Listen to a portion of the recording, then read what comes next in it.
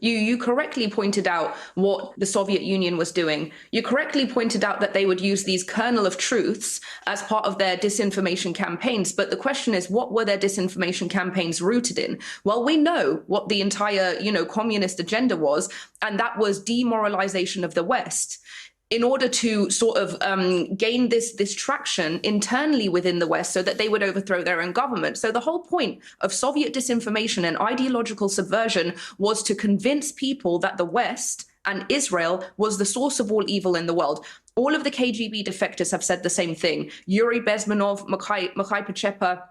But the way they talk about how this is achieved, they talk about demoralization. And demoralization is the point where you can no longer tell truth from fiction. You can no longer tell right from wrong. And what happens when you reach that stage? You start making moral equivalencies between liberal democracies and terrorists and autocrats. So when you say there, yes, I do see that the Islamic Republic are terrorists, but I don't see how other liberal democracies are not terrorists as well. That is exactly the ideological subversion, which you correctly identified, but don't see how it's a part of your own talking points.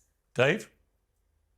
No, that's just a talking point yourself there. I mean, it's just not true. I know that the defenders of Israel often like to use this term moral equivalency, but it's just made up and doesn't apply to what I'm saying at all. I mean, if I were to say that I in no way ever said that the society of Iran is identical to the society of Israel, or that the people or the citizens of that country both enjoy the same amount of liberty, I've never said there are massive differences. Listen, I would say that American society, certainly within America, was far superior to Iraqi society under Saddam Hussein. But you can say that and also say that George W. Bush launched an illegal war in Iraq. These things aren't contradictory at all. And so what I'm talking about is, let me finish. What I'm talking about here is that the IDF is committing acts of terrorism.